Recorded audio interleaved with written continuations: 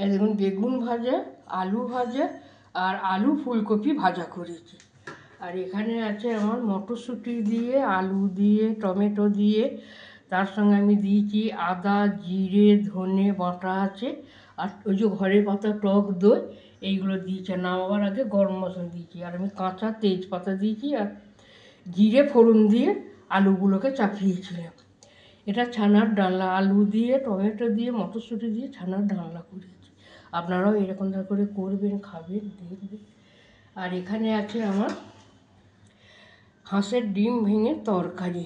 এই যে হাঁসের ডিম ভেঙে তরকারি, এতেও আমি দিয়েছি টমেটো আছে, পেঁয়াজ, রসুন, কাশ্মীরি লঙ্কার গুঁড়ো, ঝাল লঙ্কা, নুন, ঝাল স্বাদ মতো দিয়েছি, আর টক দই দিয়েছি, আর সর্ষে পাউডার, সর্ষে গুঁড়ো দিয়েছি, আর সর্ষে ফোড়ন দিয়ে এটা চাপিয়েছি। এইটা হলো আমার ডিম ভেঙে হাঁসের তরকারি। আমাদের এটা আমরা এরকম করি, আপনারাও এরকম করে খেয়ে দেখবেন যে কেমন হয়েছে খেতে। আর কালারটা দেখছেন কীরকম ধারা হয়েছে। আপনারাও এরকম করে করবেন, খাবেন। না যারা নতুন মুখ নিয়ে সাবিত্রী রান্নাঘরে আসছেন তারা যেন অবশ্যই যেন সাবস্ক্রাইব করবেন, করতে যেন ভুলবেন না। আর আমার সঙ্গে থাকবেন, সাথে থাকবেন, পাশে থাকবেন, আমাকে লাইক করবেন, কমেন্ট করে লিখে পাঠাবেন। দেখুন কীরকম ধারা ছানার ডালনাটা হয়েছে। এতে কাশ্মীরি লঙ্কার গুঁড়ো দিয়েছি, ঝাল লঙ্কা দিয়েছি, আর তেজপাতাটা আমি তেলে দিই না, জিরে ফোড়ন দিয়ে, টমেটো দিয়ে ওইগুলোকে সব আলুগুলোকে একসঙ্গে কষে নিয়েছিলাম। মশলাগুলো আদা, জিরে, ধনে বাটা দিয়ে। আর এতে অন্য কিছু থাকে না, ঘি দিই না গো, কারণ আমাদের বাড়িতে ঘি খায় না অনেকে। আর গরম মশলা দিয়ে নামিয়ে নিয়েছি। কালারটা দেখুন কীরকম ধারা হয়েছে। এটাও দেখুন কীরকম তরকারিটা হয়েছে। এরকম করে আপনারাও করবেন, খাবেন।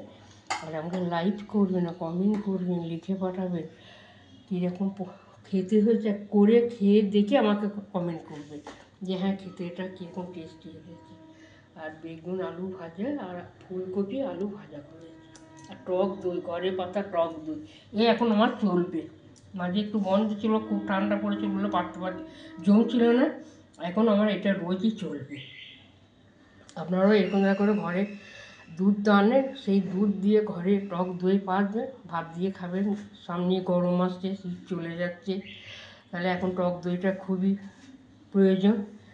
আর আমি 12 মাসই টক দই দিয়েই ভাত খাই, তবে মাঝে একটু বন্ধ রেখে দিই, কেন তখন তো বসছিল না, ওই জন্য কেনা দইটা খাই না। আপনারা এরকম করবেন। কীরকম কালারগুলো হয়েছে দেখছেন? এইরকম ধারা কালার না হলে রান্না করে বেশ আমার পোষায় না। আমি বলি যে যেমন আমি পরিশ্রম করবো সেরকম ধারা যেন তার কালারটা যেন আনতে পারি।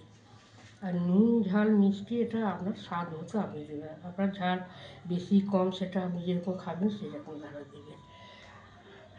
আর এই হাঁসের ডিম ভেঙে তরকারি, এই ডিমেরও হয়, মুরগির ডিমেরও হয়, তবে ওর একটু তাকবাগটা রাখতে হয়, তাহলে এবারে আবার হয়ে যায়, নড়াচড়া করলে সেটা গলে যায়, কিন্তু এটা টাইট হয়ে থাকবে।